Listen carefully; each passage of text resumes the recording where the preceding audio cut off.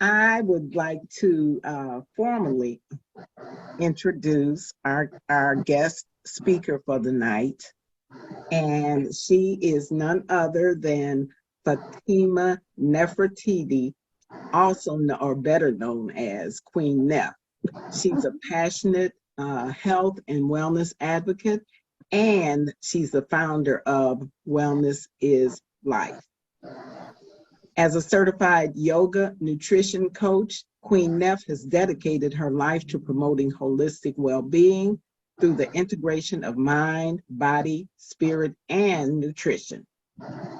With a deep-rooted belief in the power of yoga and breath work, Queen Neff combines her expertise in yoga coupled with her extensive knowledge of nutrition to guide individuals toward optimal health and vitality. Through personalized coaching sessions, Queen Neff empowers her clients to make mindful and sustainable lifestyle choices that nourish both their bodies and their minds. With a mission to inspire and educate, Queen Neff continues to impact the lives of continues to impact lives by sharing her wisdom and fostering a community centered around the idea that wellness truly is life. So, without further ado, I introduce to you Queen Neff, and take it away. All right. Peace and love, everybody. I know some of these names I do not, but nice to meet you. It's great to be here. Thank you so much, Dr. Betty. And so I hope you get your minutes so you can get your stuff together. In the meantime, in between time, yeah, okay, so I know this is not the new Akana bottle right here, but I've had this, actually I got this from my sister. And this is the peppermint oil. So if you have the Akana peppermint oil, I would put a little bit, just put a drop on. You might want to use a carrier oil with it. You put a little drop, or you can just open the bottle, just give it a nice little sniff. However you want to do it, it should be all good. As long as you get that peppermint somewhere close to your nasal passages. So yes, I am a yoga instructor, breath work, nutrition, detox, all those good things to keep us in optimal health. And I was so happy that Dr. Betty asked me if I would come on and do what I love to do best, which is breath work.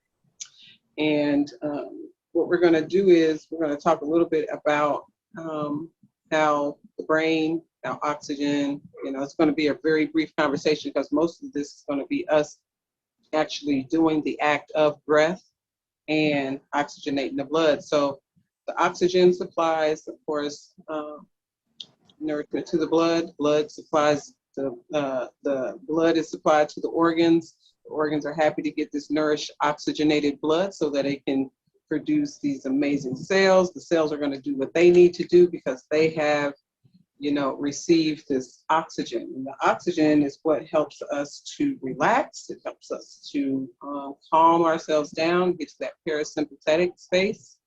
That helps us relax and then just, let go of whatever tension or whatever discomfort or what have you may be, coming about. So what we practice a lot in yoga is our breath work, which we call pranayama. It actually has its own, space in yoga because it yokes everything together between mind, body, and spirit, the movement of the body, the cognition of the mind, the energetic properties that it gives into our spirit self. And, it just gives us a lot of energy. It can actually get you going, get you revved up. You might want to get a little fire going inside of you. So there's breath work that we also do to invigorate you, to get you up, and also to relax you too. So right now, we're going to talk a little bit about the alternate nostril breathing. So we're going to do a breath particular breath technique that's called alternate nostril breathing. And what it does is it opens up the left and the right hemisphere of the brain. So we like to do it early in the rising when you wake up, just to get the brain moving, to get the juices flowing, so to speak, and to help get us focused on what it is that we are, have planned or put on our agendas or our creation to do on that day, whatever it is that we're trying or wanting to create. I don't like to use the word trying, but wanting to create. We open our nostrils, we open the breath, we supply the oxygen to the brain, and the brain responds like, yes, let's go. The body also responds as well, like, okay, let's get up, let's move, So this first technique is called alternate nostril breathing, which is just as it sounds. You're going to breathe from one side of your nose, inhaling and exhaling. And then we're going to do some where we're inhaling and exhaling on both sides. And like I said, opening up the frontal cortex, opening up the entire left and right hemisphere, and just giving ourselves the clarity that we really are seeking. The clarity. So if you all would find yourself in a very relaxed space, wherever that is, sitting in a chair, on the floor, in the bed, wherever you are, get relaxed, get comfortable. If you have a little blanket, you want to cover your legs, go ahead and do that. If you want to open your eyes, if you would like to close your eyes, I would recommend closing your eyes through most of the practice. But, if you want to keep your eyes open, you can do that as well. So once everybody's comfortable, I'm going to give them just a couple of minutes. So kind of center yourself with some normal breathing in through your nose and out through your nose. Intentional breath.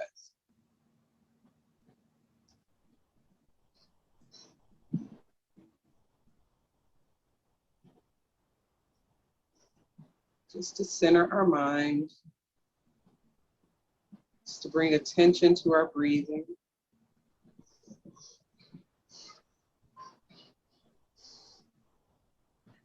Bringing attention to our breath. Deep inhale, feeling it enter the body. Nice, deep, relaxing exhale. Lower the shoulders down and release the oxygen, the carbon dioxide at this point from the body. And deep breath in and out. Just take your time.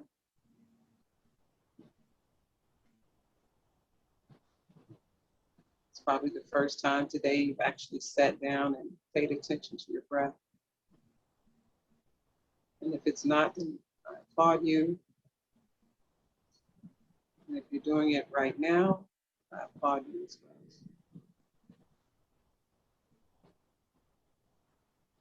Some may be feeling a little bit of invigoration or relaxation.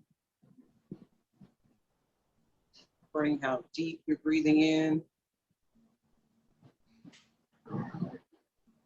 Making sure the shoulders stay down. We're not breathing in our shoulders, just breathing in our belly.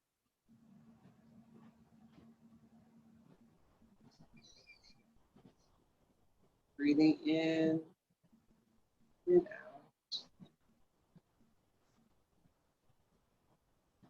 What we're going to concentrate on right now is diaphragmatic breath. So it's basically the diaphragm, just right here in the middle. You see my hands placed.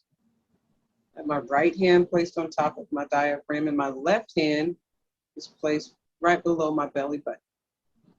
You're just still breathing in. And as you breathe in, you should feel the belly expand with oxygen. Feel it expand with air. And then release and feel the belly go back in.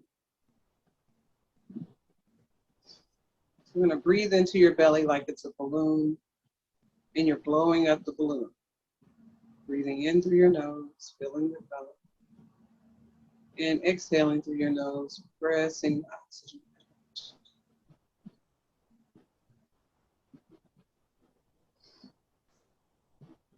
Your hand is there to go up and down. You can feel your belly rise as you inhale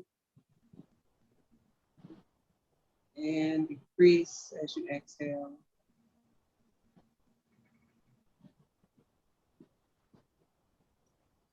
And again, just keep that nice, even breath. Going in through your nose,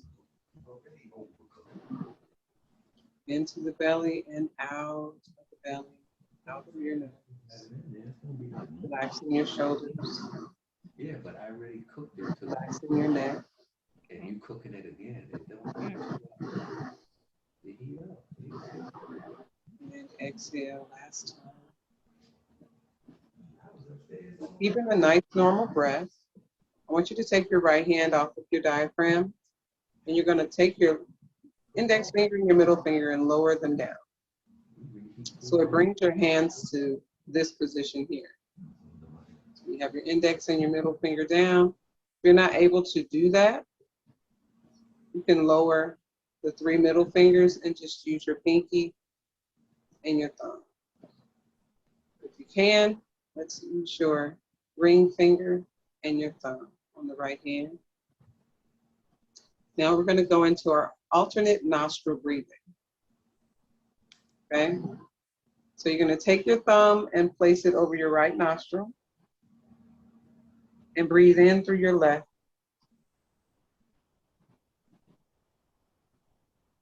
Cover your left nostril, open your right, and breathe out. Exhale. Close your right, open your left again. Inhale. Close the left, open the right. Exhale.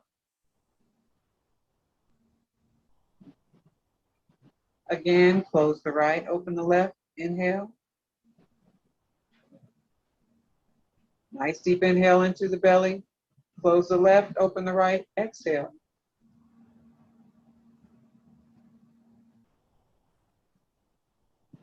Close off the right, open the left. Inhale.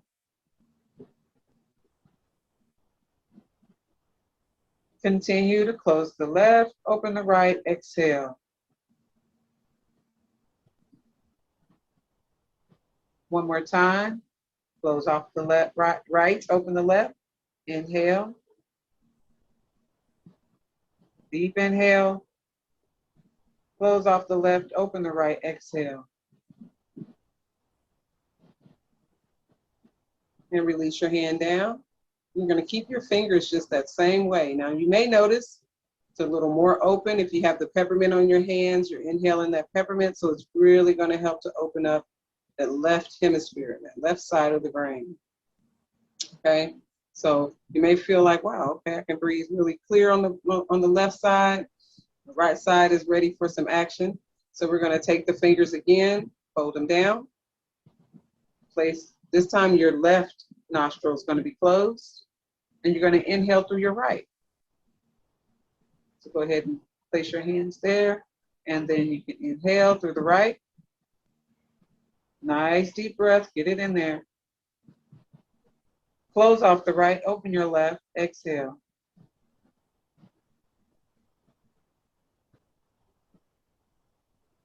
Open the right, inhale, close off the left. Deep breath all the way down to the belly. Close the left, right, open the left, exhale.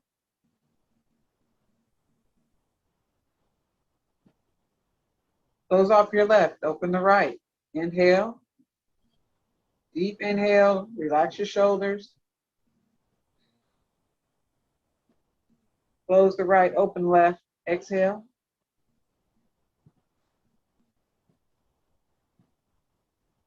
Close off the left, open right, inhale. Close off the right, open the left, exhale.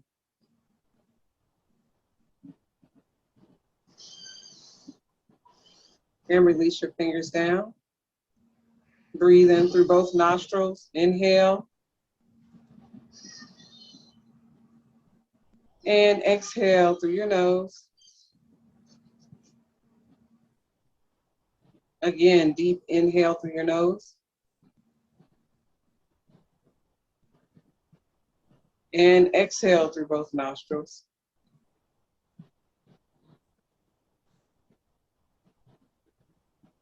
Again, breathe in both nostrils.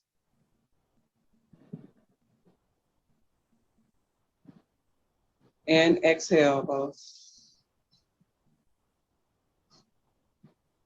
Now you're going to take your fingers again and we're going to place the thumb on top of the right nostril. We're going to inhale on the left side, exhale on the left side.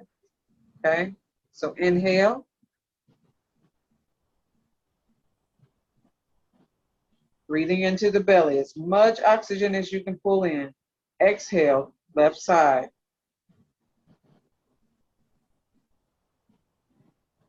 Do that again. Inhale.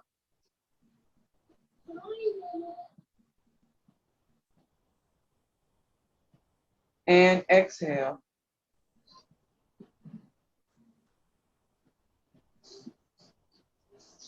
Do that again. Inhale.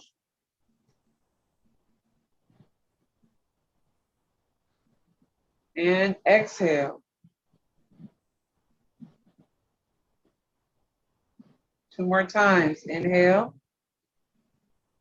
Nice deep breath into the belly, expanding the belly out. Exhale. Nice and slow.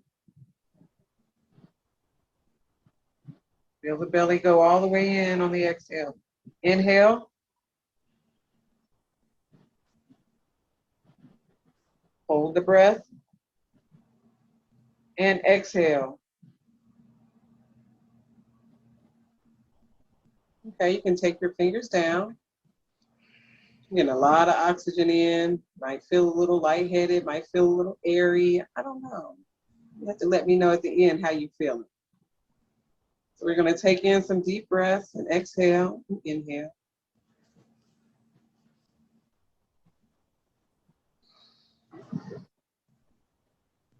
All right, let's go. We're going to close off the left nostril this time, and we're going to breathe in and out through the right.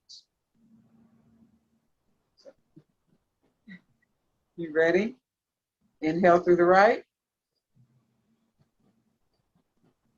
Deep breath. Take your deepest breaths. Exhale through your right. Again, inhale through your right.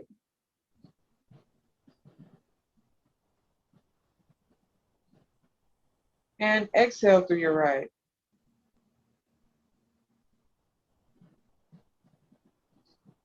And inhale. Breathing in, breathing in. Nice deep breath. Exhale.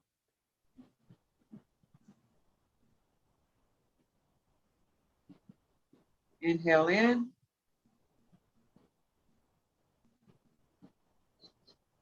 Hold it in. Exhale out.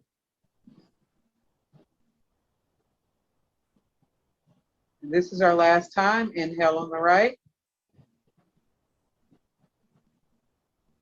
Hold it in, hold the breath. And exhale on the right. To release your hands down, you can place your right hand on top of your diaphragm, left hand under the belly button. And let's breathe in. And exhale. All the oxygen out, all that O2 out. Press, press, press, press, press. Press all of it out. Inhale. Allow your belly to expand out. And exhale. All the way out. Keep going. Wanting to remove old stagnated oxygen in there. Inhale. Keep the shoulders down. Relax the arms. Relax your neck. Relax your head. Exhale.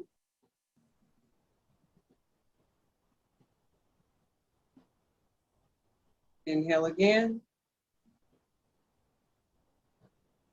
And exhale.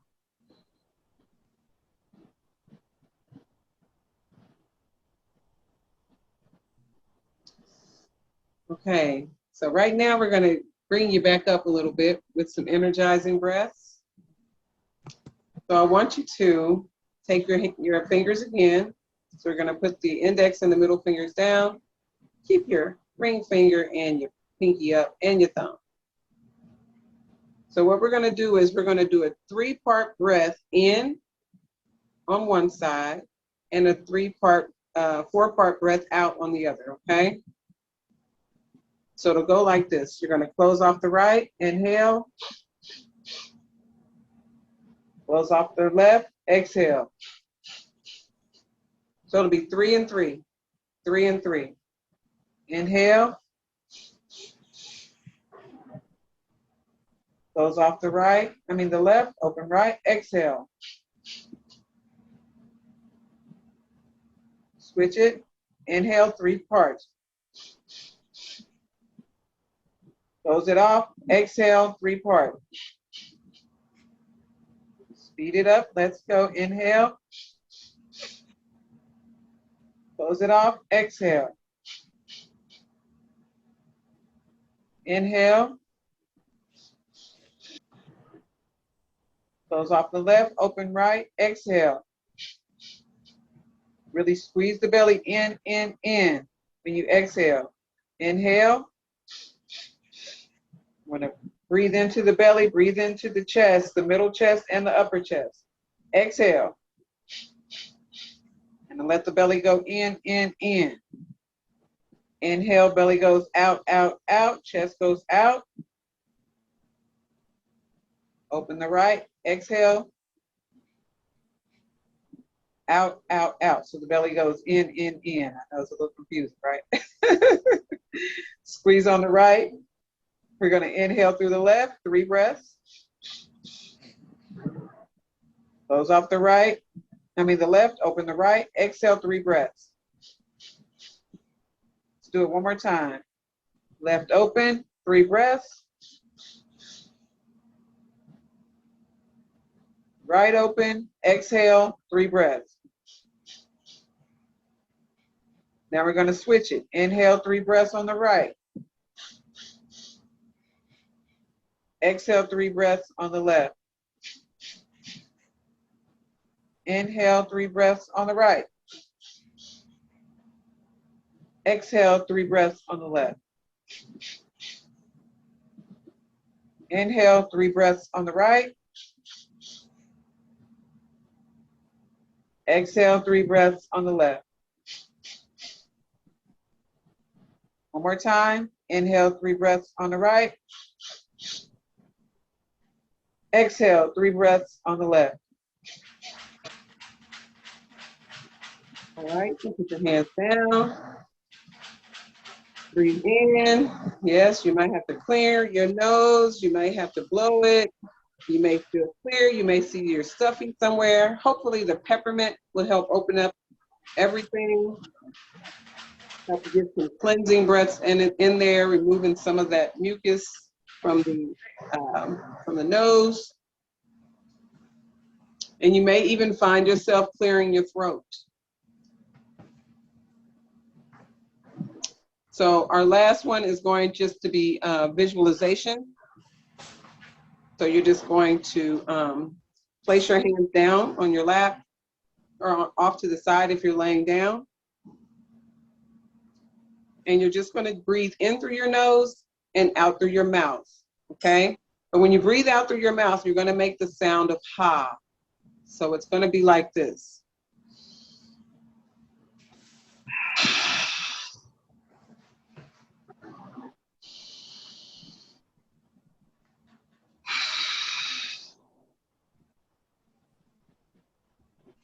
Okay, so whenever you're ready, you're going to breathe in through your nose, both nostrils, and you're going to exhale through your mouth with the sound of ha. Okay, you ready? All right, so you can close your eyes on this one. All right, let's go. Inhale through your nose. Nice deep breath in, exhale ha. And that ha is your sound of relief and release. Means your shoulders are coming down. Breathe in through your nose.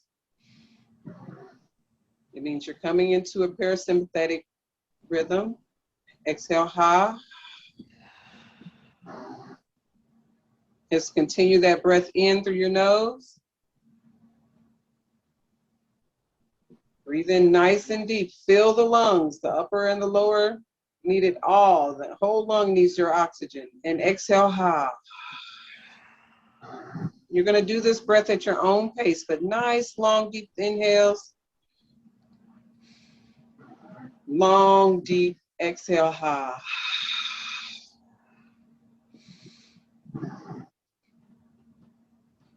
Going to inhale one more good time. Open your mouth and exhale, ha. I'm going to do it the next few times on your own.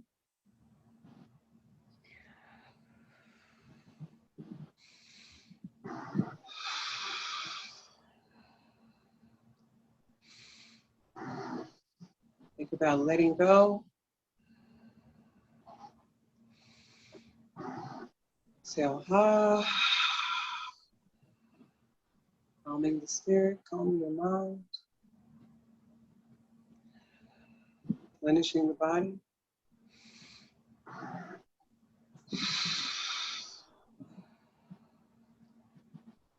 Releasing all that old stagnated oxygen, O2, CO2 out of the lungs, really releasing that exhale.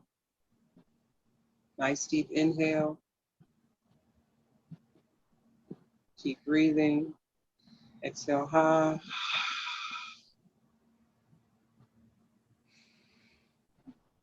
Deep inhale. Exhale, ha.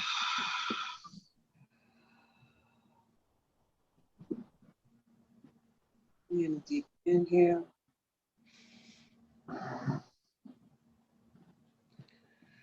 And exhale, ha.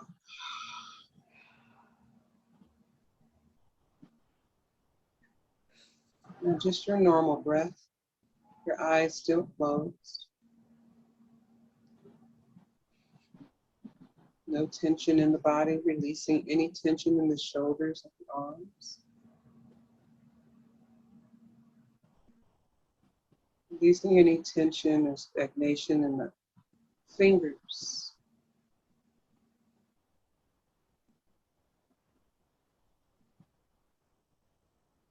If you're laying down, releasing the tension in your hips, feeling yourself sinking into your floor or your bed.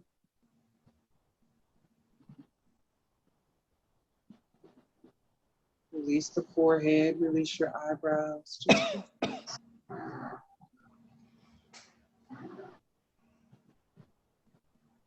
Releasing any tension in the legs and the knees, relaxing the legs and knees, allowing the feet to fall open.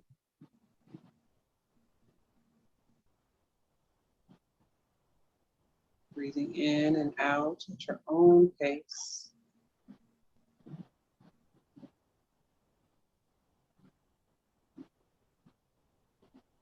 Visualizing the calmness that you're feeling. Whether it's through a beautiful breeze, laying outside, the breeze is blowing over your body, over your face. Fresh, clean air.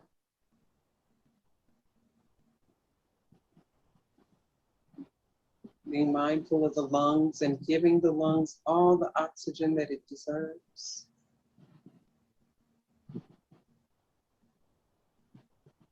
Remembering that oxygen fuels the blood, which fuels the organs, which fuels the brain, which fuels the body. Sending great frequency through our body. Sending great energy to our cells.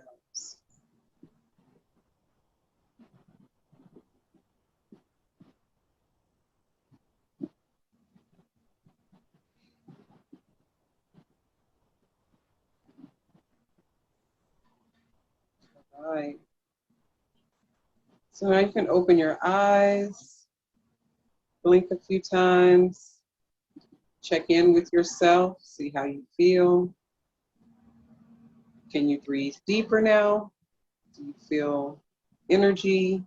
Do you feel relaxed? Do you feel like going to sleep? Do you feel like running a marathon? But you should feel the invigoration in the body. You should feel that the body is awakened. Feel the blood flowing.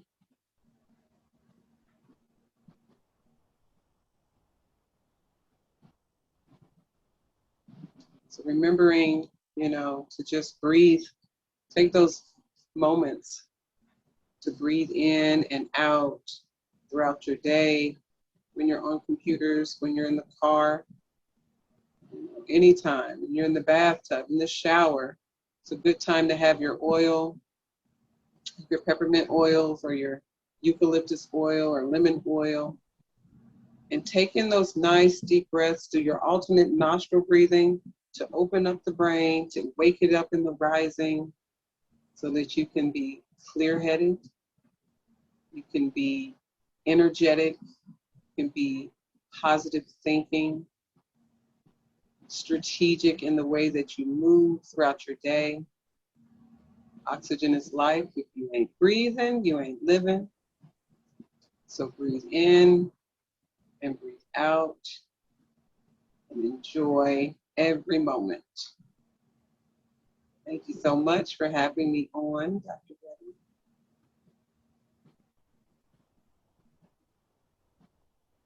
That concludes. I yield. Hope everybody is feeling good. Yes, as am I. Right. Can everybody hear me now? Yes, ma'am. All right, that was phenomenal. I'm feeling very light and airy and ready to take on the world. How's Yeah. everybody feeling? Good. Good, good, good. Sleepy. Okay, awesome. So I was not able to do what I was trying to do, but we're going to move it right along anyway. Queen Neff, I know that you are an expert in nutrition, so we don't have a whole lot of time, do we? So I think that the next week, do you think that you might be able to come on and just give us some more specific tips, maybe even a few recipes? Absolutely. Yeah, for sure. To continue with our brain health initiative. It's not really going to be Brain Health Awareness Month, but I think that this is really, really important. And I would really like to provide everybody with as much as we can to to prevent brain degeneration, dementia, and that kind of thing. And for those who might already be experiencing some of those, let's see if we can't even, reverse some of that. Yeah. Okay. Absolutely. So I would love to. Yes. awesome. Definitely. So, thank you so much. That was awesome. Thank you. Yeah, my brain is feeling invigorated and just really, I feel good. I know, right? I do too. Don't scream, Fran. I love She can really sing. That's what. And so can you. Yes, okay. Moving right along. So here's what we're going to do. I am going to go in here and we're going to do kind of the same thing I did the last time, since I wasn't able to get all of the things transferred over to my new computer.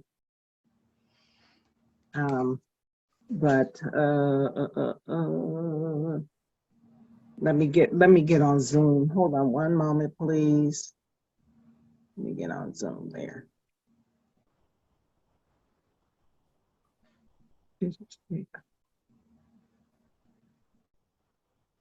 Okay. Can you guys see that okay? Yes. Yes. Yes. Yes. Whew.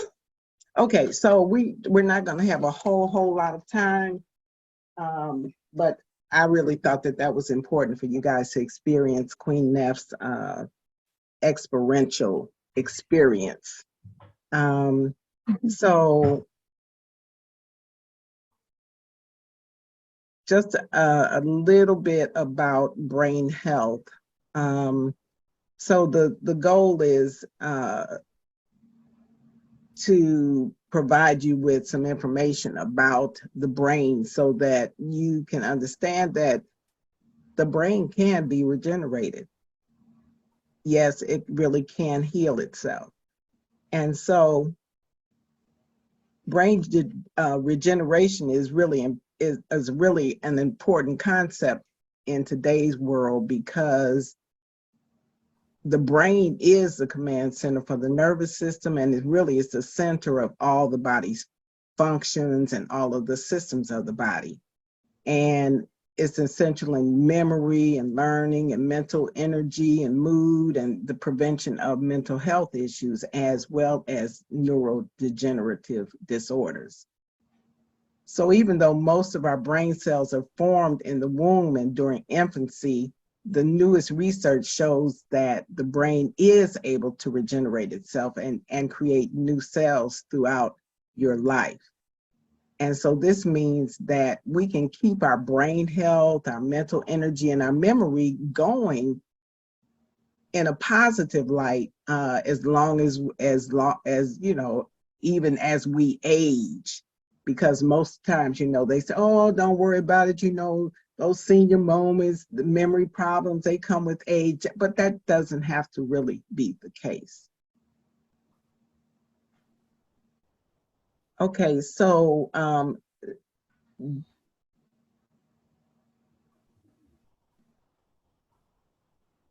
also going to share 12 ways, really powerful ways that you can start to heal your brain cells and support your brain's activity naturally.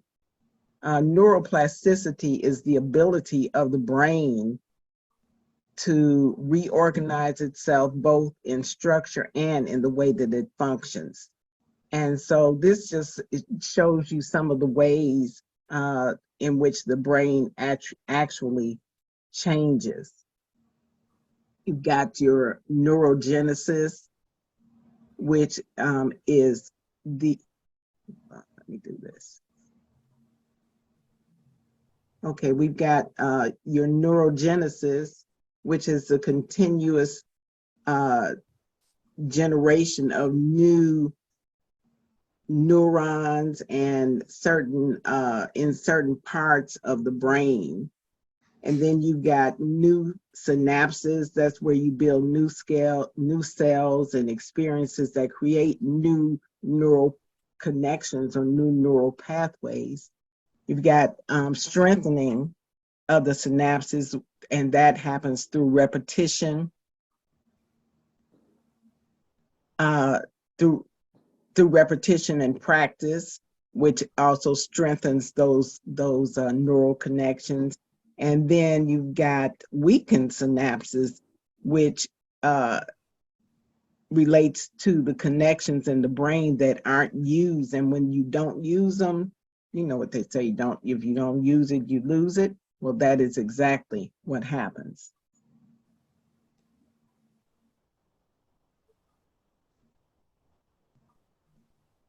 So this just shows you a little bit more about neuroplasticity, the brain's ability, again, to adapt, to rewire, and to regenerate itself. And this can take place when physiological changes occur.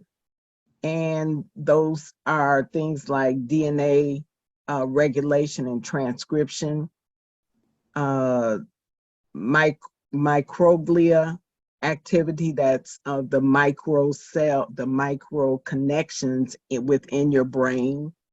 Also, you have membrane-bound ion channels, and that happens when with certain activities and the various ions cross the membranes and that kind of thing. And also things like that when substances cross the blood-brain barrier. Also, you have neurotransmitters. Those are substances that transmit information from one nerve ending to another, as well as hormonal activity, which stimulates the transmission of information to have the body perform in a certain way, release a certain hormone, or uh, uh, uh, make a certain hormone and that kind of thing. And also dendrite spines, which send information by way of the nerve endings and that kind of thing. So our thoughts, our life experiences, nutrition, age, and continual patterns all impact these functional or physiological mechanisms. And so while I already said that, okay. This neuroplasticity this screen shows you how neuroplasticity results and things that affect it, like stressful circumstances, social interactions, traumatic events, emotional upsets, meditation and prayer, which Queen Neff just showed us how our brains and our entire systems were stimulated, calmed, and activated, and that kind of thing. New experiences, again, those help to build new synapses, and to regenerate the growth of new cells. And also exercise is very, very important, because that moves our blood, moves the waste, moves the lymph, and that kind of thing throughout our body. And that affects our brain, because remember, we have blood cells, we have blood vessels that are not only throughout the periphery of our body, but also in leading to and on our brain. Also, our nutrition has a very, very big part in how our brain cells are able to regenerate and avoid degeneration. And then again, learning activities and just our daily thoughts. I mean, if we think negative thoughts throughout the day, then that is going to have a negative impact on our brain and the way that it functions. Because if you remember,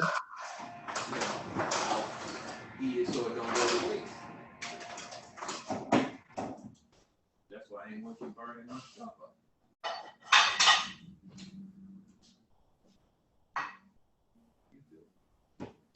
excuse me, our daily thoughts. If we have negative thoughts, we send out hormones and other neurotransmitters that cause our brain to behave in a positive and or negative fashion. Also, if you remember our information that we've learned about the subconscious mind and how it is really controlling our bodies, our lives actually, and how it is a result of programming that we have undergone since birth. And so the only way to change that programming is to reprogram our brains, our minds, our lives. And so that can be done through some of the things that Queen Neff just taught us, the breathing techniques, as well as it's important to repeat these things on a daily basis, actually throughout the day, to perform some of these exercises, because they oxygenate the brain. They bring more blood, more fresh, nutrient-rich blood to the brain, as well as the other structures in our bodies, to help us have available nutrient-dense raw materials to actually make new healthy cells. Okay, I'm gonna move this along because, let's see. This again, these talk about neuroplasticity, about rewiring, rebuilding,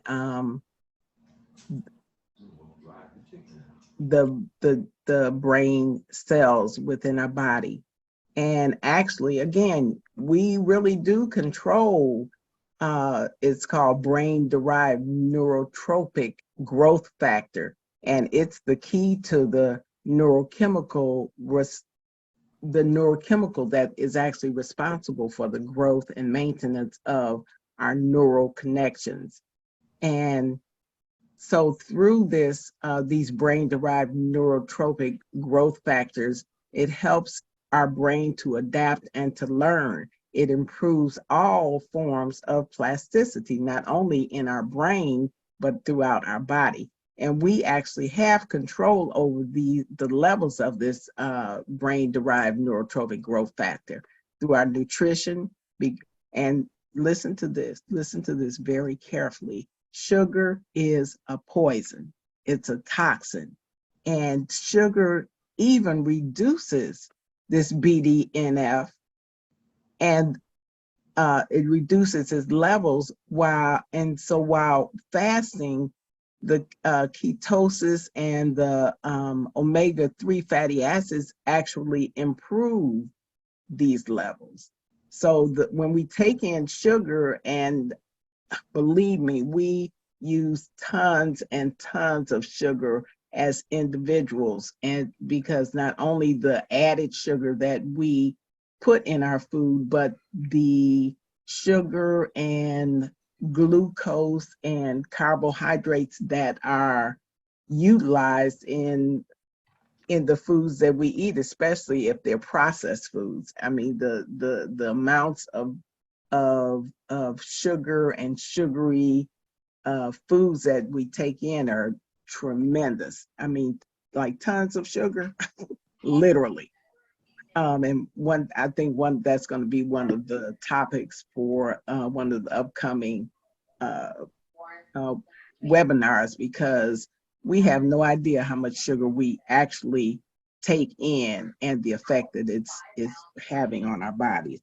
Okay, poor sleep reduces the brain-derived neurotrophic growth factor, and so does lack of movement, that sedentary lifestyle. So movement and exercise at any age and in any form actually improves these levels. And then chronic stress is, again, it's a killer. And it has a very negative effect on the brain-derived neurotrophic growth factors within our bodies, and imbalances in cortisol, which is a derivative of stress, and the adrenaline that stress causes actually lower those levels. So you can see so many of the things that we do ourselves make such a big difference.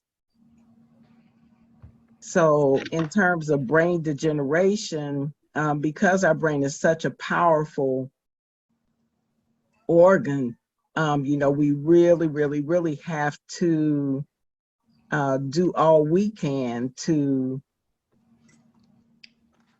keep it in a healthy state and to keep it from degenerating and to actually use our own uh, uh, resources to nourish it, to preserve our memory, and to keep our brains functioning at their highest capacity. And this just shows you what happens during brain degeneration. You can see on the left side a nice, healthy, uh, well-defined, full brain. And then on the right side, you see where there's shrinkage, uh, there's shrinkage of the brain material, and then the ventricles within where the fluids actually flow through, they are actually enlarged. And also you see the shrinkage of the hippocampus, and this is really a severe case of degeneration. But this occurs too because the brain is really susceptible to chronic inflammation, because it actually chews up and destroys the neuronal tissues or the nerve tissues, and it leaves the brain weak and impaired. And so this is a 30-plus-year process that gradually degenerates the brain. It doesn't just happen overnight. When we start to have the symptoms of memory problems and Parkinson's, tremors, and Huntington's chorea and Alzheimer's and all of those kind of things, that means that it has been going on for 30 plus years. So it's not something that just occurs. The body, the brain just says, I've had enough. Like I mentioned before, brain degeneration problems are on the rise. About 5 million people are affected by Alzheimer's disease, 1 million by Parkinson's, 400,000 by multiple sclerosis, and 30,000 with Huntington's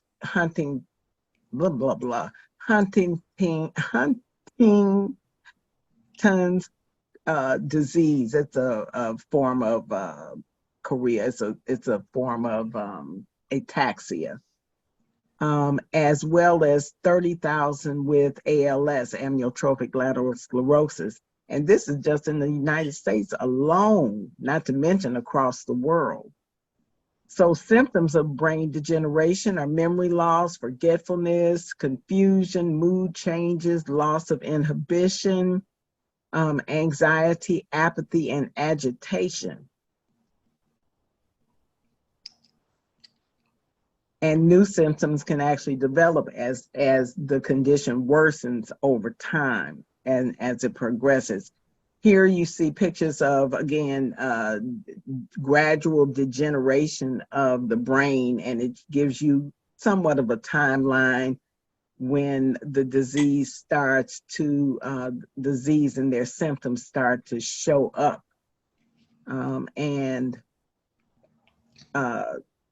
It shows you that the mild cognitive impairment has a duration of like 7 years. And this is where the disease starts actually in the medial temporal lobe. That's right here, where you all can't see me, can you?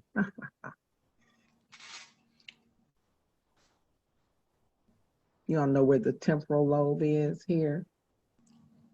Okay, and then you have short-term memory loss with that. Then you move to mild Alzheimer's, and that's like a period of over 2 years.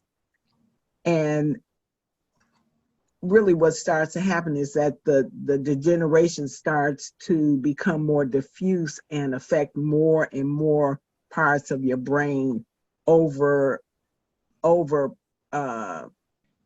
progressive periods of time. And that's basically what this particular chart is showing. And so, again, we want to nip it in the bud. as best we can. Um, I was going to, oh, I know what else I was going to say here too. This is also speaks to the benefits of our bioscan, because with the bioscan, you actually see what is going on in your body on a cellular level, and it shows you down to like 10 cells, which is a very small sample. And this is compared to the medical model, where yeah, they have a lot of diagnostic tests that can be performed, but most of their diagnostics are really uh,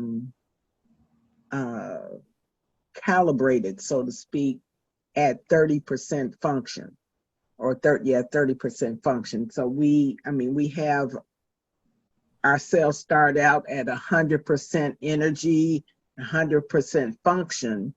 And so if the diagnostics are not showing up until the function is at 30%, or the energy level, so to speak, is at 30%, that means we've already lost 70% of our function and energy within the cells.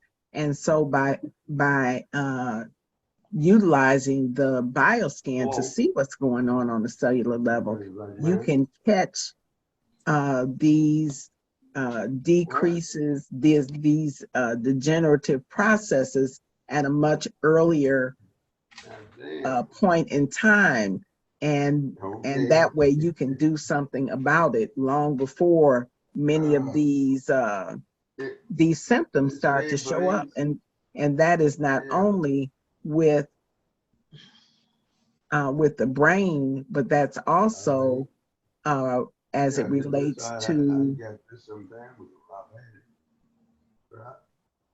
I'm sorry. He said, what you got now is going to be better than what we were getting. Here we go. That also relates to not only our brain, but the rest of our body and how it functions.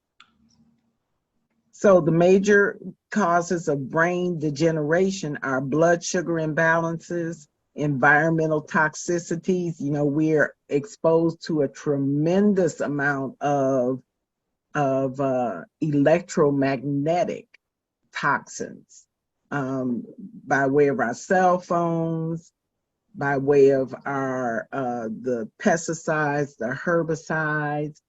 Right now in Chicago, we have I don't even think I can call it a cloud, but we have the remnants of, or the effects of the wildfires that are burning in Canada, and our sky is white with the effects or the byproducts of that smoke. In fact, it is said that excuse me, that Chicago's air quality is the worst in the world, or at least I'll say in the US. I'll put it that way. Yeah, ours is the worst. And so they even recommended that they recommended that you stay inside, actually, but that if you needed to go outside, that you should wear a mask to protect yourselves from not only the smog, but also the particulate matter that's blowing around out there. You know, not only is the smoke being pushed over here, but so too are, you know, those particles of whatever's burning. So, you know, that's really something to consider. So again, that's part of those environmental toxicity, that environmental toxicity. Not to mention, whatever you put on your body goes in your body. So that's something to think about, because how much synthetic, or how many synthetic cosmetics and lotions and soaps and on and on and on. How much of that stuff do we use? Food for thought, huh?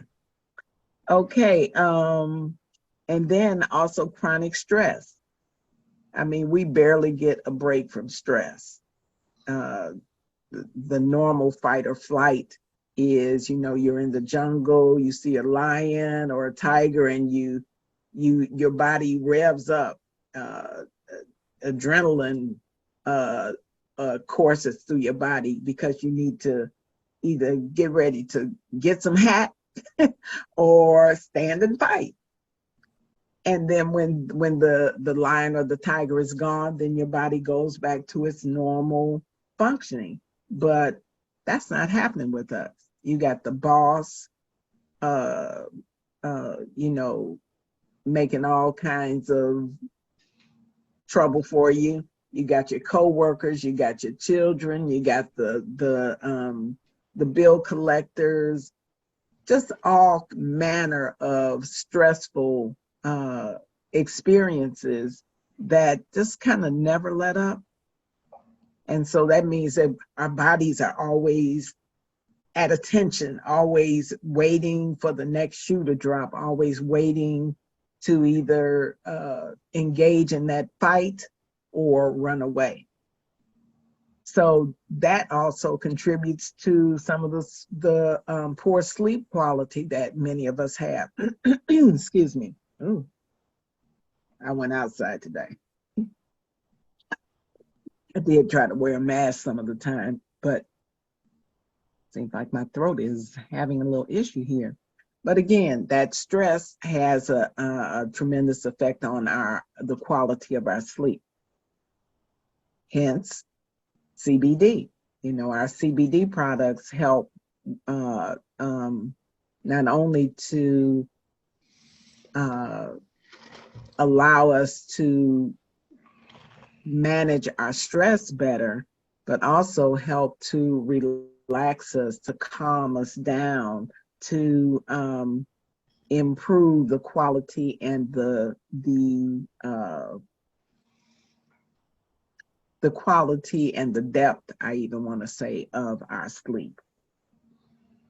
And then the other thing that contributes to brain degeneration is chronic infections and dysbiosis. Chronic infections and many times that we don't even know we have. And then dysbiosis, poor digestive function. Many times with the infections, people are taking antibiotics and that kind of thing. And antibiotics in and of themselves, as well as many of the drugs that people have to take for one reason or another, has a negative effect on the friendly bacteria in our gut. And this makes for a poor digestion. We can't really digest our food because those friendly bacteria aren't in high enough populations that they can help with the formation and development of the enzymes that we need to break that food down. Not to mention the fact that many of us are not eating right for our blood type because, number one, we may not know our blood type. Number two, most of us don't even know that one man's food is another man's poison. And so what is good for me as a bee could be many times be very detrimental to blood type A.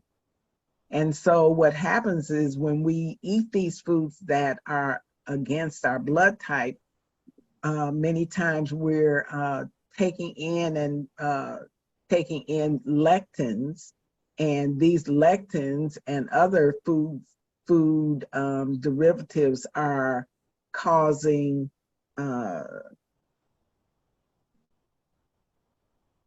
number one, they're causing poor digestion, and number two, they're causing these itty bitty holes in our intestines, and those they call it leaky gut syndrome. And food and other bacteria, unfriendly bacteria, and sometimes even waste from the intestines, etc., are leaking into the gut, causing problems. So there are just so many. Don't get me started here. Okay. So I'm going to just talk really just a couple of seconds about blood sugar and the brain. So with type 2 diabetes, with an average blood glucose level, and let me just say that normal is from 70 to, on the really high end, would be 125. Yeah. And so anything over that is you're starting to get into blood sugar imbalances, which Francine can talk about at some time in the future, because that's very, very important. And she's an expert on diabetes and blood sugar imbalances. But anyway, type 2 diabetes with an average blood glucose level of 190 actually causes that individual to have a 40% higher risk of dementia than a diabetic with an average blood sugar level of just 160. So just 30 milligrams more can make a tremendous difference in a person's risk of dementia. So a middle-aged type 1 diabetic, that's a person who actually type 1 diabetes, they used to call it juvenile diabetes because it was developed at a very early age in childhood. And the problem with that is that they don't produce any insulin. So they have to take synthetic insulin. And so those individuals had higher rates of brain lesions and slower cognitive function than people without type 1 diabetes. So you can start to see really how much of a difference blood sugar balancing makes. Experiencing an episode of extremely low blood sugar or hypoglycemia requiring medical attention, this was associated with a twofold increase in the risk of Alzheimer's disease. So as you can see, many of these things that we kind of take for granted, people don't understand the real significance and the real influence of things like blood sugar on how our body functions, especially our brain. So other neurotoxins that damage the brain are mercury, and that is why we're encouraged not to eat more than 2 to 3 servings of fish a week, especially if it's wild caught, and especially if it's larger fish, because the larger fish eat the smaller fish, which increases their mercury levels. And so if they have high mercury levels and you eat them, then you got higher mercury levels. Also, lead, aluminum, and that includes using things like aluminum foil and aluminum deodorant with aluminum chlorohydrate in it, which prevents you from perspiring. They call them antiperspirants. Well, look at here. Our body has pores, and the pores are there because their function is to cool our body, and our body cools itself by sweating or perspiring. And so those sweat glands have a function, and if you clog them up, then you're setting yourself up for inflammation, which can lead to things like cancer and other things that you really don't want to deal with. Another toxin, environmental neurotoxin is arsenic. And then excessive alcohol and illegal prescription drugs. Even some of those street pharmaceuticals, unfortunately, many people are experiencing the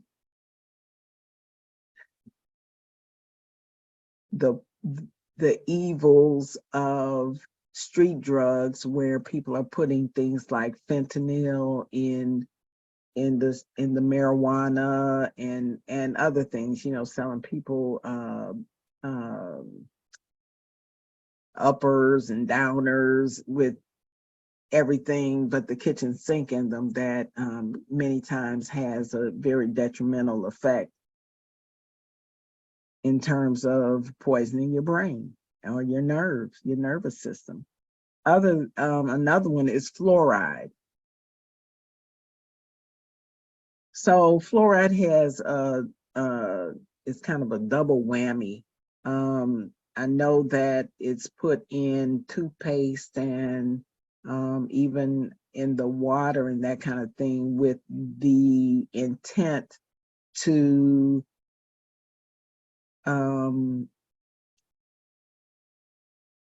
decrease cavities and dental problems and that kind of thing. But FYI, fluoride actually calcifies the pineal gland, which is our connection to the spiritual aspect, our connection to the heavens, our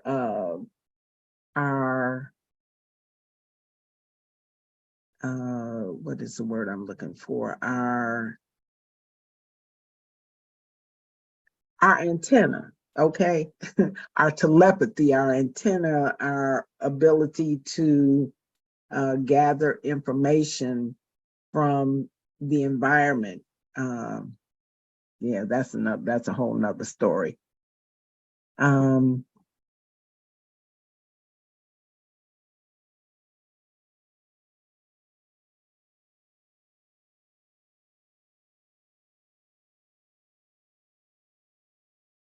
Okay, all righty. And then we've got DDT, DDT and DDE, sunscreen and pesticides, bug sprays and all of those kind of things. Then you got the pesticides, the herbicides that they're spraying on our food. And in some areas, I know they actually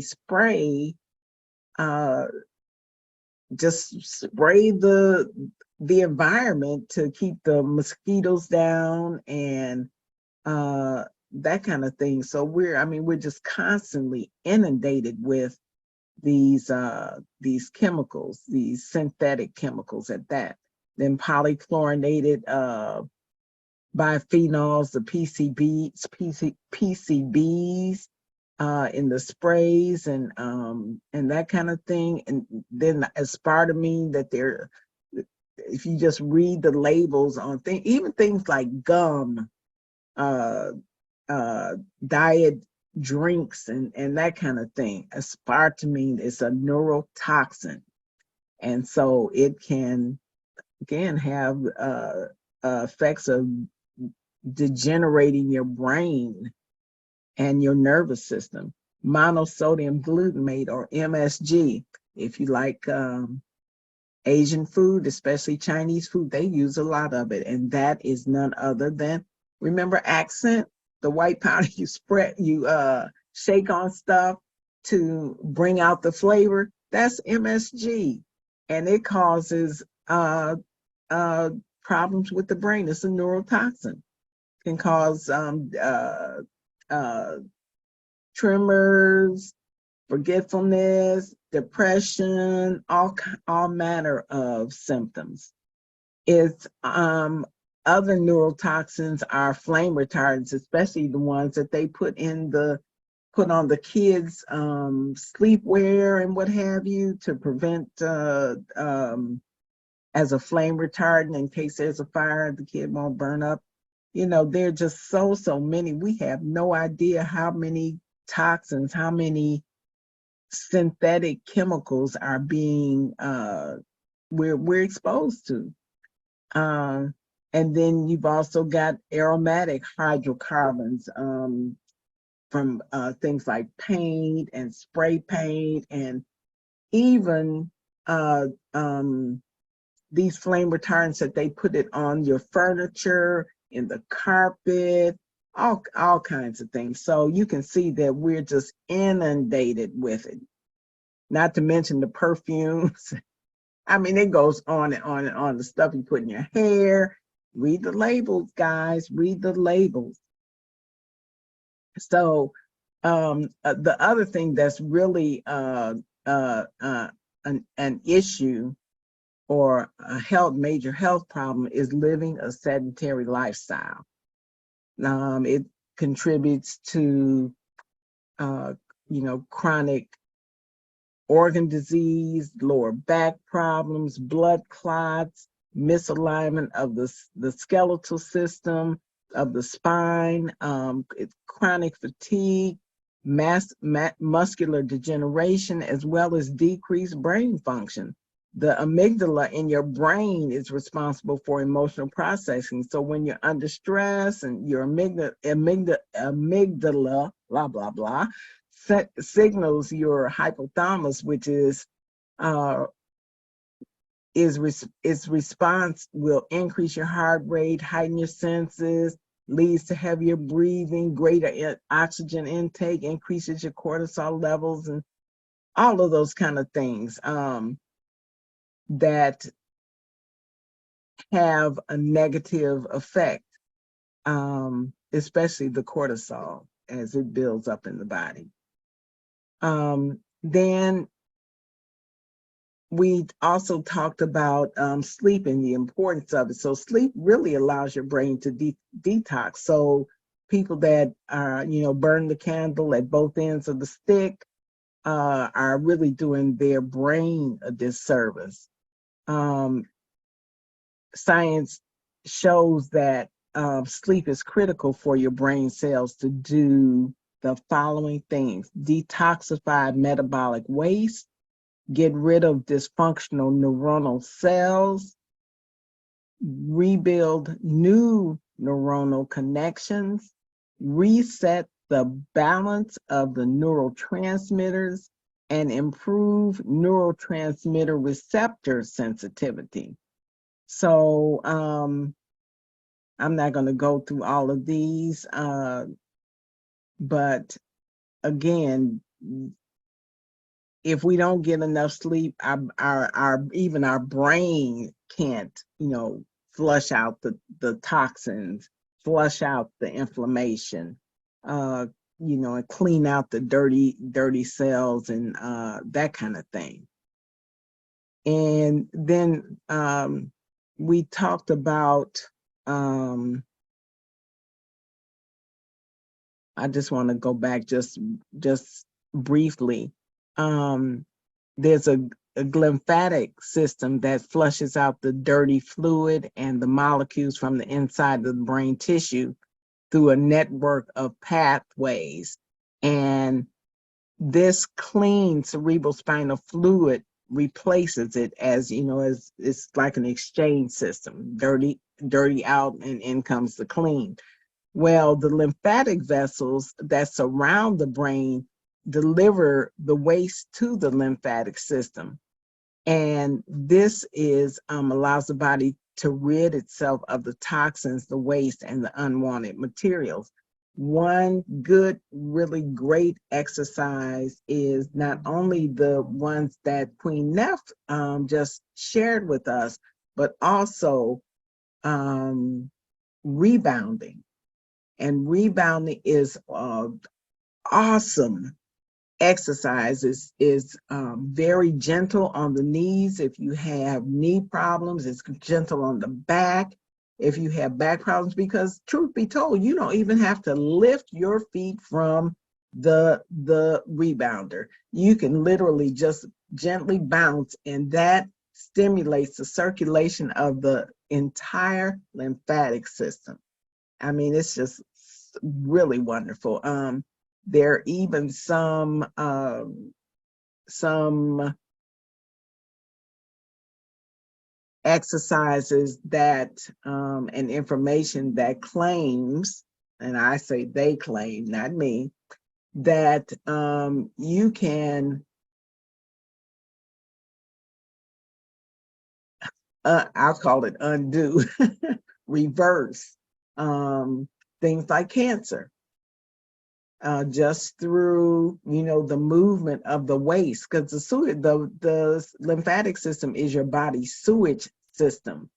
And again, that sedentary lifestyle, not the fluids, the waste not moving out so that clean, nutrient-rich blood can come in and wash over our bodies.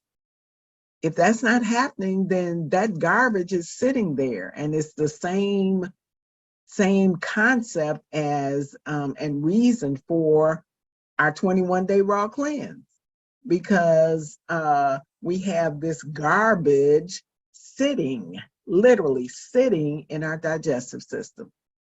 Did you know that it is has been stated that on an average, the average individual has like 8 undigested meals in their gut at any given time? We got like almost 40 feet of intestine wrangled up in here.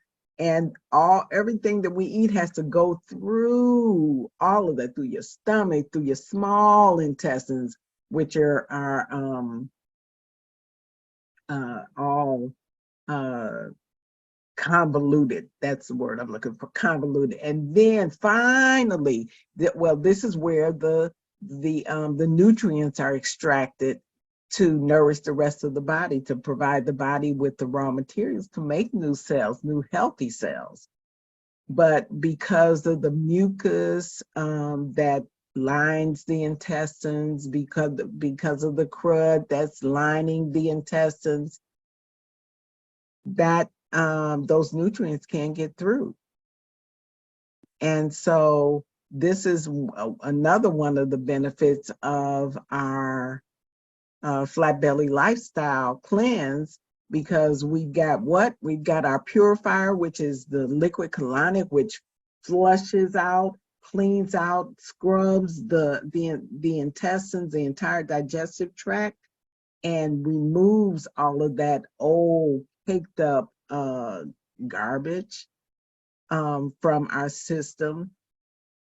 And we've got the eliminator, which kills the parasites, and we've all got them. If you eat meat, you've got them. And some people don't really wash their produce effectively, and so there are little microorganisms living on there. And have you ever seen, or are you one of those people who goes to the grocery store in the produce, oh, let me see if this grape is sweet, and it just picks it up and pops it in their mouth without wiping it off or anything? Not good, not good at all. Like I said, they're little microscopic microorganisms living there, and when they get inside of you, then they get an opportunity to burrow in, to grow, and guess what? They're living there rent-free, and they're sucking up the nutrients from the food that you eat. So we've got the eliminator, which eliminates mucus and those parasites, and at the same time, the liquid colonic is flushing them out, because you can kill the parasites, but if you don't get them out, it's not good. And then we've got our regenerator, our proprietary blend of superfoods, which actually provides our bodies with nutrient-dense raw materials that the body can now make healthy new cells from. And guess what? Healthy cells make healthy tissues make healthy organs make healthy systems, and voila, over a period of time, you've got not only new cells, you've got new organs that can literally perform their job at the maximum, maximum capacity. And the job of organs and systems is to heal, regulate, and regenerate themselves. So when you got a healthy body, your body can do these kinds of things. If it's not healthy, you have things like cancer, you have things like high blood pressure and heart problems, you have things like um,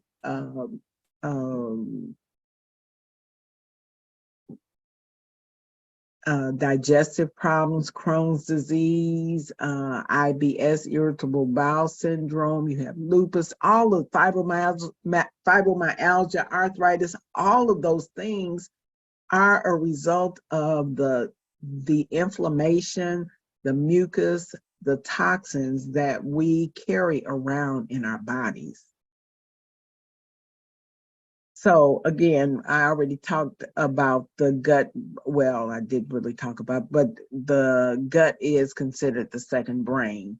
And so if you've got the dysbiosis, if you got poor gut health, then it's going to have a direct effect on your brain.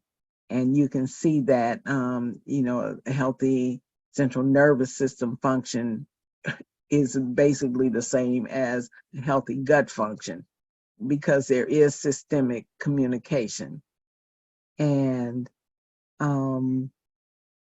that systemic communication results from the neurotransmitters, the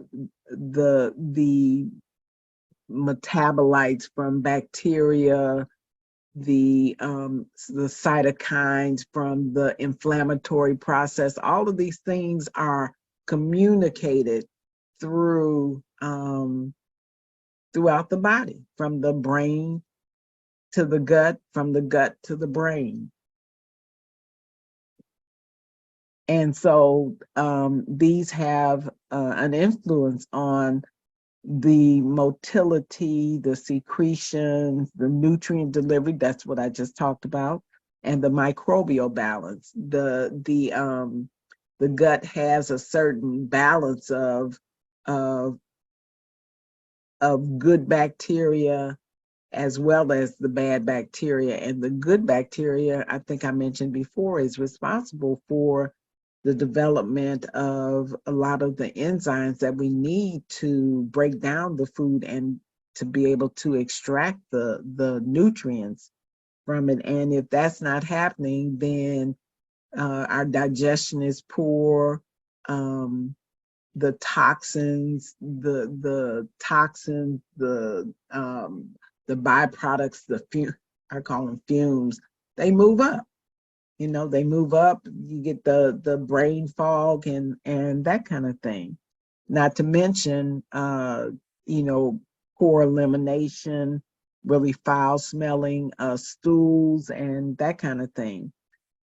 Or like I mentioned before, like the Crohn's disease, like the irritable bowel syndrome, where sometimes you got diarrhea, sometimes you got constipation and back and forth. And then also a healthy status with, normal behavioral patterns, normal emotional responses, and brain function or cognition, and just our awareness of our environment and where we are in our environment and that kind of thing. And I already mentioned the cytokines. We really need to have healthy levels of inflammation or inflammatory cells, because inflammation is a very normal and real part of our body's functioning. But when we overdo it, when we eat more of an inflammatory diet with the fried foods and the sweet sugary snacks and the processed foods and all of that kind of thing, then those inflammatory cells just go wild.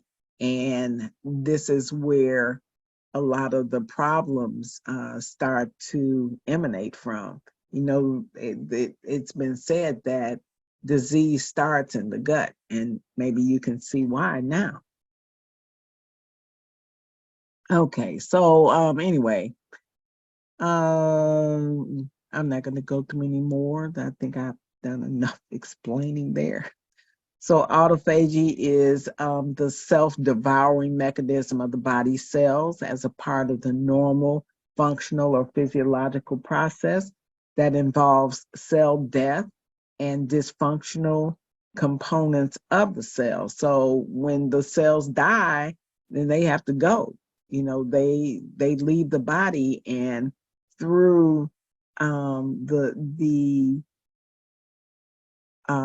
nutrients that we take on, this allows that process to be functional, number one, and to be able to operate at its maximum capacity, because normal cell growth and division engages all of the cellular functions. So when we're eating, then the cells are on full, and when we're fasting, then the growth ceases and the cell is now able to focus on its internal cleansing. But if we're always eating, then the body doesn't have an opportunity to move to that next phase of autophagy and clean these do that internal cleansing. And so we just keep piling it on and putting it in, and nothing's coming out. And again, this is what causes the cells to dysfunction and basically be out of balance. And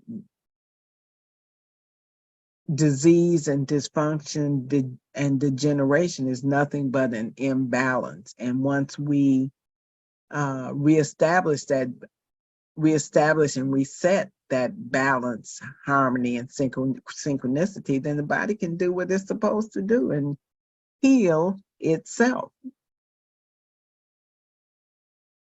Okay, so did you know that there are over 10,000 mitochondria listen to this, per brain cell, not in total, but per brain cell. And so being that these mitochondria are the powerhouse of our brains, healthy functioning is critical. Mitochondrial dysfunction increases the risk of brain degeneration and brain health problems. So it's incredibly important that we keep our brain mitochondria functioning well. So speaking of the mitochondria, we actually have a product that's soon going to reappear on our in our back office, or I'm sorry, on our website, that stimulates the normal functioning of the mitochondria. Because when you have mitochondrial dysfunction, you experience things like chronic fatigue, diabetes, Huntington's, chorea, developmental delays, autism, cerebral palsy, Parkinson's, epilepsy, cardiomyopathy, mitochondrial disease, muscular dystrophy, atypical learning disabilities, Lou Gehrig's disease, fibromyalgia, and Alzheimer's. All of those things emanate from mitochondrial dysfunction. So there are 12 brain regeneration strategies mentioned here. And if everybody can take a screenshot of this, that would be great. There are actually, they are anti-inflammatory diet, intermittent fasting. Again, we talked about the fact that if you eat all the time, then the brain does not have an opportunity to clean out those old cells, and it just gets all clogged up and confused and uh, uh, congested up in there, and that is not a good environment for adequate or maximum function. Getting into ketosis again, and that is a result of not eating. Regular movement and exercise, we talked about that. Reducing stress and practicing gratitude. Gratitude puts us in a different space, a different head space, and allows our bodies to function on a higher level, allows our minds to function on a different level, on a more positive, productive level. Also, prioritizing good sleeping habits, and that is really, really crucial. Supporting gut health, neurobic exercises, and there's, I think I mentioned to you guys before that I was going to share some brain gym with you. Oh, look at the time. I'm so sorry, guys. Reduce your toxic load. In other words, eat fresh,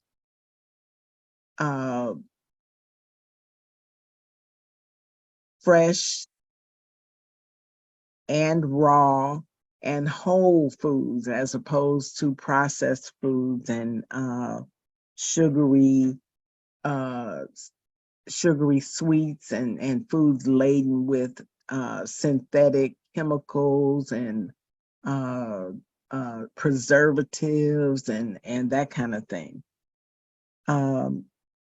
Magnesium is important for the cells on a daily basis, and supplemental magnesium is great because our foods are so deficient in magnesium because of the farming practices, and our superfoods actually supply us with all the nutrients that we need on a daily basis. And the other thing that we're going to see in our on our website is a protein-rich food meal replacement that is going to, again, supply the majority, if not all, I want to say all, because it is a complete meal replacement, nutrients that we need, especially on a supplemental, from a supplemental standpoint. And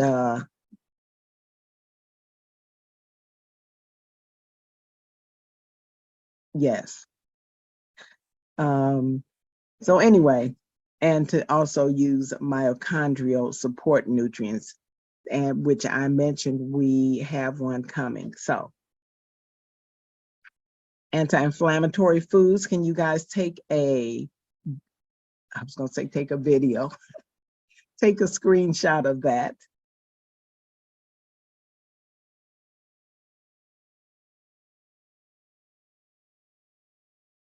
Again, it talks here about, you know, the importance of grass-fed meats, poultry, and wild game, berries, your citrus fruits, your healthy oils like avocado oil, olive oil, your green tea, which boosts your immune system, non-starchy vegetables, ginger, which stimulates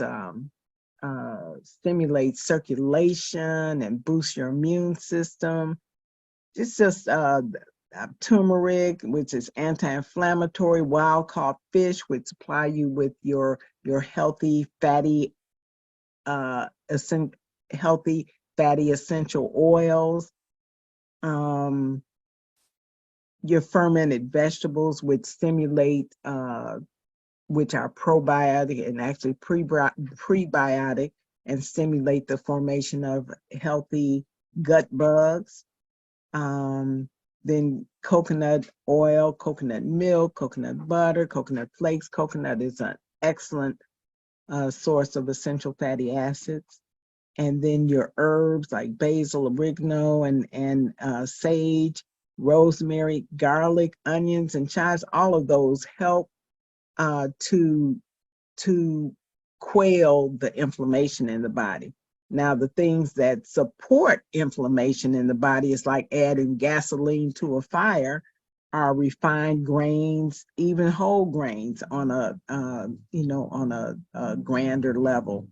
And then flour products, deep fried foods, processed foods. Most packaged foods are really pro-inflammatory because they are so filled with synthetic preservatives. Because just think about it, if you put a plate of food on the counter and left it for a week or more, even less, it would rot, right? So what is keeping these processed foods on the shelves from degenerating, from rotting?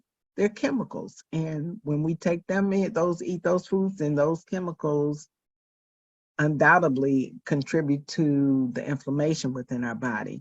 And then we've got grain-fed meats. If they're feeding the grains to the cows and the chickens and the what have you, and you're getting the same inflammatory response as if you were eating it yourself. And then most commercial salad dressings are inflammatory because of the canola oil and some of the other substances that they use in there, many times synthetic. Trans fats, things like margarine, and oils like corn oil, safflower, some of the seed oils, and soybean oil. Most of the soybeans, as well as the corn, are genetically modified. So those things don't help. So can you take a screenshot of this? We're talking 7 ways to do daily intermittent fasting.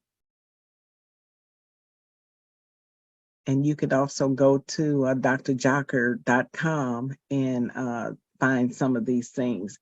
So Plato said, "I fast for greater physical and mental efficiency," and he was a real brain, wasn't he?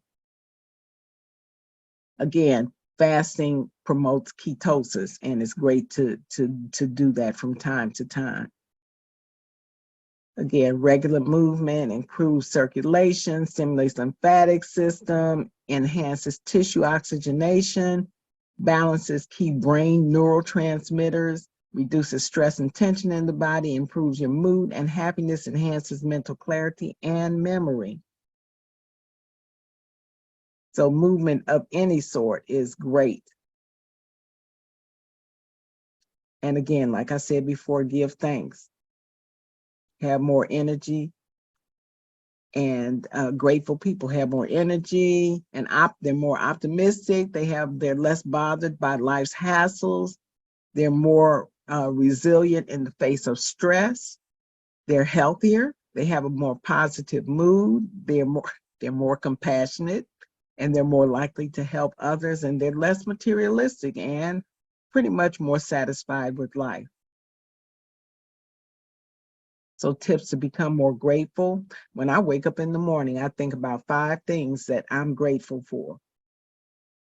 And so you can keep a journal of 3 to 5 things that you're thankful for. You can tell somebody in your life something that you appreciate, and you can even let them know that you appreciate them. Silence is negative. Make an effort not to complain. Okay, and then tips for a good night's sleep. Try some CBD. It's excellent in terms of relaxing you and allowing your body to just succumb to the sleep, and to get actually deeper sleep, get more into that REM sleep, because that's when the real healing within the body occurs.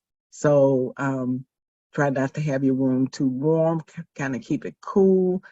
Keeping it dark helps, or even using a sleep mask. Avoid caffeine within 8 hours of time for you to go to bed. Don't eat within 3 hours of bedtime. Get sun exposure during the day. That stimulates the production of vitamin D, which also helps with the production of melatonin, which helps with sleep. Wind down at starting the, hour or two before you go into bed. Avoid bright lights after sunset, and that includes computer work because that blue light is very stimulating and can affect your sleep patterns negatively. Exercise regularly, but not too late at night. Okay, use probiotics, eat uh, uh, things like kimchi, fermented vegetables, kimchi, sauerkraut, that kind of thing, and other probiotics. You'll see them in the health food section at your health food store, and some in the grocery stores, because they protect against infection, they boost your immune system, they improve gastrointestinal diseases or digestive dysfunctions. They increase nutrient absorption, and they aid in weight loss, and they improve brain health. Okay, so I'm going to close it here. This last thing talks about decreasing your toxic load, and one of the ways to do that is to do a cleanse. Our 21-day raw cleanse is an excellent tool, as well as a 7-day cleanse. If you can't do a 21-day, you can do the 7-day periodically throughout the month or throughout the quarter. But yeah, so all of these exercises, these breathing exercises, the rebounding and that kind of thing help us to also eliminate toxins from our body, because the toxins come in through our lungs, our skin, as well as our gut, and they exit through our skin, our kidneys, our colon, as well as our lungs. So we want to support all of those functions and minimize the side effects and the signs of toxicity. Okay. Sauna, hot baths, hot showers, as well as hot and cold, also all help to stimulate or increase brain autophagy and the elimination of the toxins, old damaged cells, and the creation of new and healthy cells. Cold kind of shocks proteins, and it also shocks the domain, and is the domain, which is a protein domain of about 70 amino acids, which our body uses to make new cells. Okay, there's another. You want to take a screenshot of that, and you can check that out later. Cold shower versus a hot shower and the benefits. And then there are things like red light therapy, which we can talk about at another time, but they have major benefits on the bodily processes. And then in conclusion, brain degeneration is a serious issue. It affects millions of people in the United States and around the world. The symptoms of brain degeneration again are memory problems, confusion, mood changes. So to protect your brain from brain degeneration, you can follow some of these tips and see how they change. That's Dr. Jockers. Okay, guys. I'm going to stop sharing.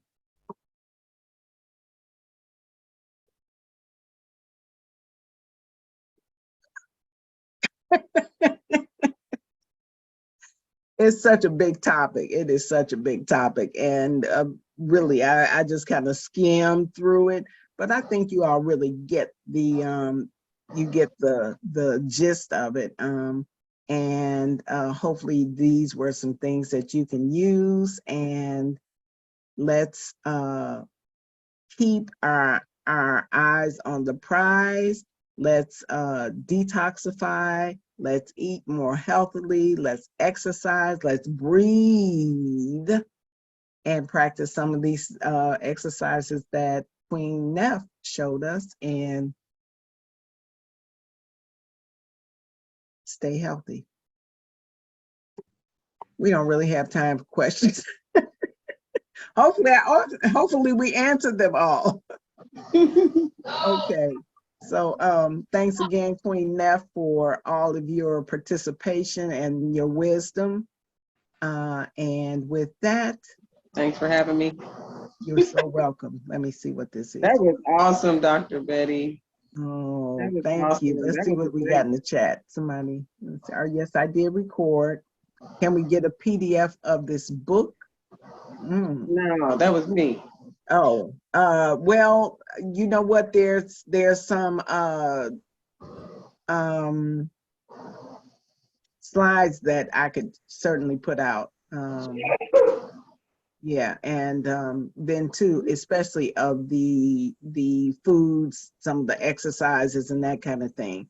And then again, in the very near future, hopefully even next week, maybe we can do the foods and the recipes and get into some more exercises, because I definitely want to do the brain gym, because that is, I mean, that also helps show you some immediate results in terms of how your brain functions.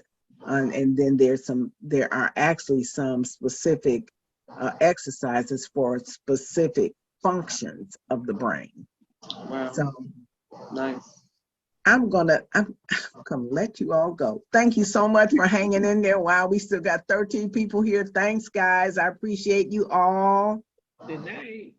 And good night to you all, and stay safe and get that sleep in now, so Yeah. that the brain can do its thing, clean itself out and heal. Okay, good night. Good night, everybody. Thank you, Dr. Betty. Thank you. Gratitude, gratitude. Thank you both. Thank you. Thank you. Thank you. Good night. You all should be ready for bed now, for real.